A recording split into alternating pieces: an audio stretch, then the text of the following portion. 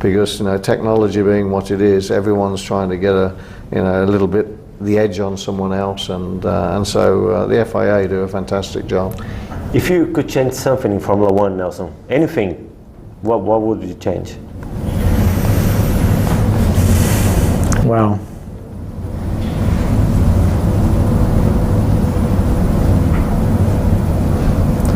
could go back a little bit from the old times, no? I think also this if the competition of the cars, the competition of the engines, should have the competition with the tires too also. No, they have only one set of tires. It's making the things much easier than ever. I think the biggest thing, again, for me, the biggest one thing I'd change is, because people pay a lot of money to go and see Formula One race and qualify and practice, and that is let the tyres be free. Because when we used to have qualifying tyres, when you have a car which is not competitive, but when you put qualifying tyres on that car, it made the car so much better and so much faster. I'd like it to be more open with the tyres so people can do more laps. The cars which are not quite as competitive as the other cars, it gives them more time to work on the car and catch up and close the gap. So the one thing I'd change is make the allocation of tyres a little bit fairer, and that helps the newer drivers who come into Formula One.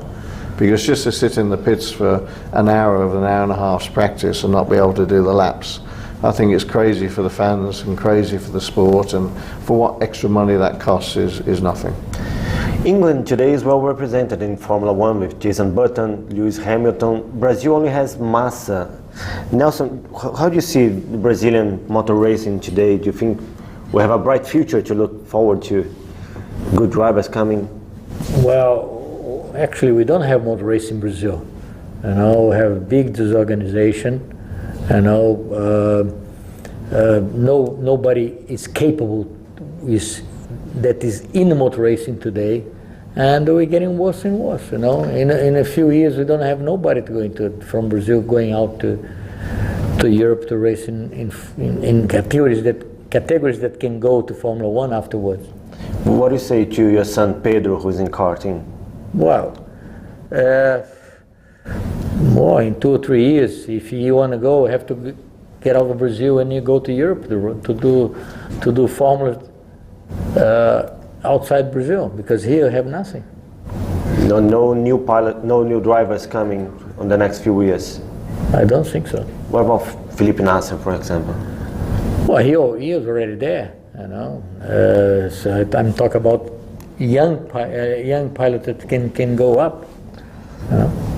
What about in England, Nigel? Anyone we should keep an eye open for?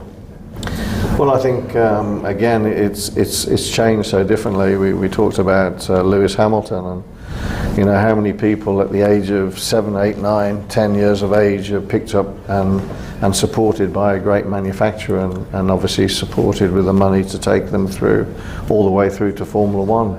It certainly was unheard of in our day, wasn't it? I mean, nobody had that kind of opportunity, and I think the biggest problem again is, and the challenge as opposed to be a problem, is that manufacturers and teams are choosing their drivers 10 years before they get to Formula One. So then you can have other drivers come up through the ranks of the formula and never actually break into Formula One because they won't have the opportunity. So it's very, very different times ahead, very different times. Nelson is very critical regarding the motor racing in Brazil. How is it in England?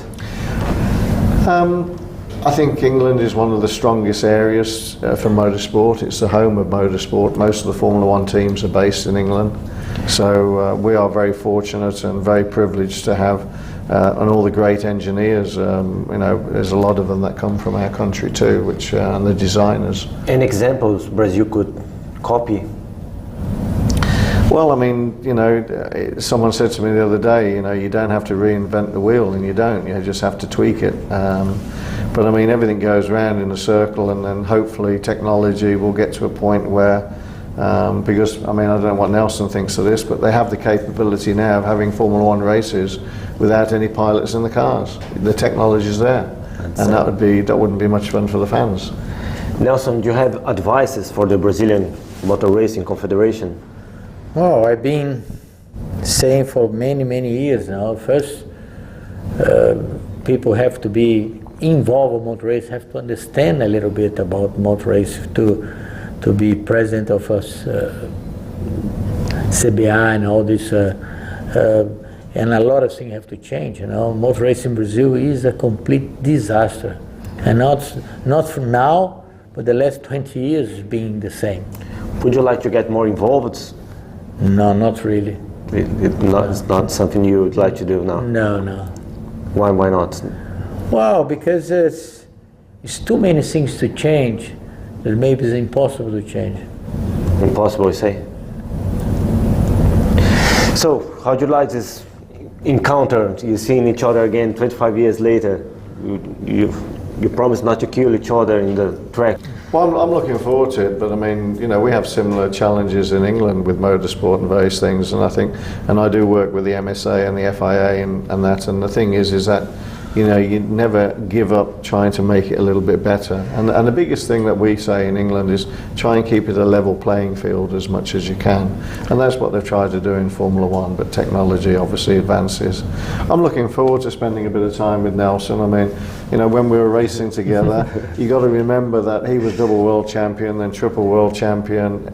I was with Ayrton quite a fair bit, and he explained to me why he did some of the things that he did, because winning is everything. When you're a winner and you've won lots of Grand Prix and you won World Championship, you don't want anyone else to beat you.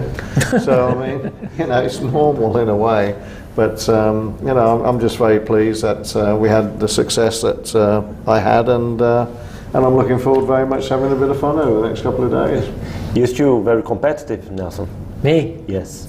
Not anymore. Make money, yes.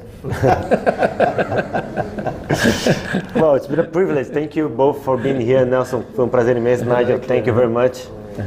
Então, é isso. Foi esse Linha de Chegada especial. Obrigado por terem vindo. Espero que tenham gostado. Foi isso aí. Nelson Piquet, tricampeão mundial, e Nigel Mansell, campeão mundial de Fórmula 1.